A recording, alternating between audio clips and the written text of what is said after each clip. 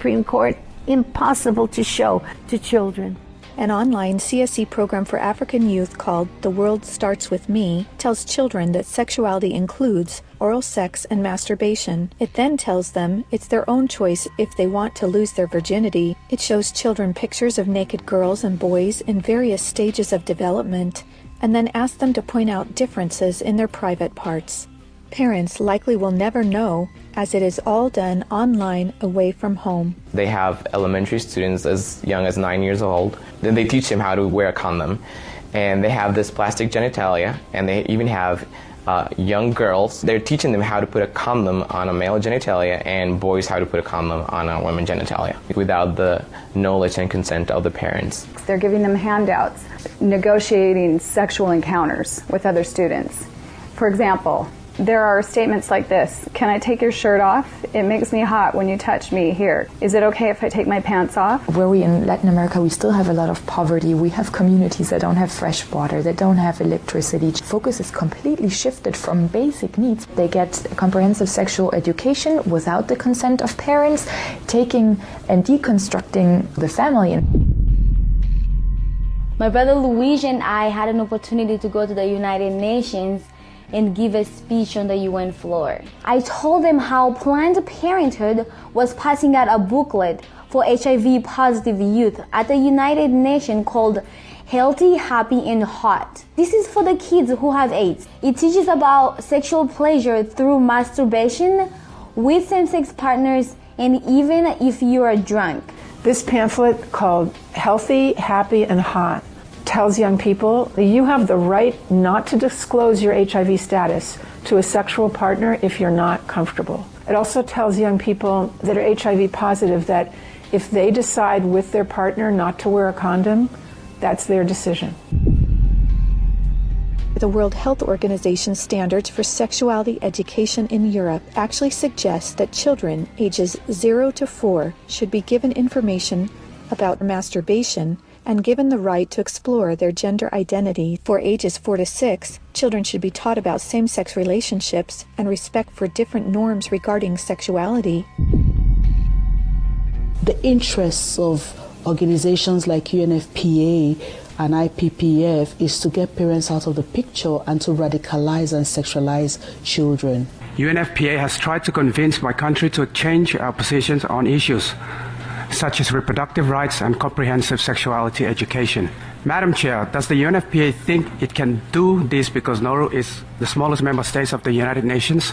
The Nigerian government was actually told by the Western countries that if they do not give in, that they will be denied foreign aid. On page 89 of a UNICEF-published Sexual and Reproductive Health Manual, UNICEF listed situations in which one can obtain sexual pleasure that included sexual responses directed towards inanimate objects, animals, minors, and non-consenting persons. In the context of the Sustainable Development Goals, that determines the agenda for the next 15 years. The voice is very, very biased. It's just International Planned Parenthood Federation and their affiliates. We have a direct influence on the outcome documents, on what is established, what is negotiated at the UN. Some of the objectives of the UNESCO Sexuality Education Guidelines include teaching children at age 9 about sexual stimulation and the definition and function of orgasm, and at age 15, that both men and women can receive sexual pleasure with a partner of the same or opposite sex. The It's All One curriculum, also promoted by International Planned Parenthood, reveals the multiple manipulative tactics used to indoctrinate and sexualize children through CSE. Like other CSE programs, It's All One claims, among other things, to be evidence-based, comprehensive, human rights, gender-sensitive, and culturally appropriate education that will increase young people's responsible decision-making, to reduce adolescent rates of pregnancy and sexually transmitted infections, including HIV. It's All One, however, like most CSE programs, is really just cleverly disguised abortion rights, sexual pleasure education, masquerading as human rights, gender, and sexual and reproductive health education. It aggressively promotes abortion With over 112 references to abortion, It's All One has an obsessive focus on sexual pleasure, mentioning sexual pleasure 62 times. It promotes multiple sex acts and instructs children on how to stimulate themselves or their partner to orgasm. To explore their readiness, children fill out a worksheet that infers children are ready to have sex when you are feeling sexually attracted to the other person, and when you are feeling comfortable about telling the other person what feels good sexually. It teaches that human rights encompass sexual rights, including alleged rights to all persons to sexual expression and the right to seek sexual pleasure.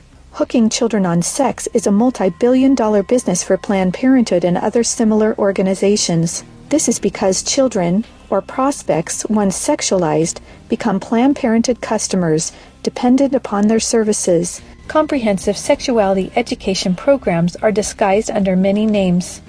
They may be called comprehensive sex or sexual education, education on human sexuality, reproductive health education, information on sexual and reproductive health, family life education, teen pregnancy prevention, rape prevention, anti-bullying programs, HIV/AIDS prevention, and sometimes even abstinence or abstinence plus education. CSE programs usually falsely claim to be age-appropriate, evidence-based, healthy sexuality education that will prevent teen pregnancy, sexual abuse, STDs, and HIV. One of the handouts that concerns me the most is called the Genderbread Person. They teach that gender is a spectrum, that you can choose to be whatever you want. You could be all female one day and the next day feel like you're neither female or male. Frankly, it's confusing. It's mental molestation. We're confusing these kids as to what they are. From a medical perspective, when sexual freedom is the priority, then sexual health is going to suffer. There are laws in Oregon where children as young as 15 can get taxpayer-funded sex changes without parental consent. You can't have an aspirin at school without parental consent. However, a student could make these life-altering, permanent decisions without their parental knowledge or consent. Sexual rights, sexual education movements began with Dr. Alfred C. Kinsey. Kinsey actually had pedophiles measure with a stopwatch how many children could achieve what he called orgasms within a 24-hour period. Today, comprehensive sexuality education is based on this philosophy that children are sexual from birth, created by Kinsey. Say no to CSE! Say no to CSE! We've got to stop it.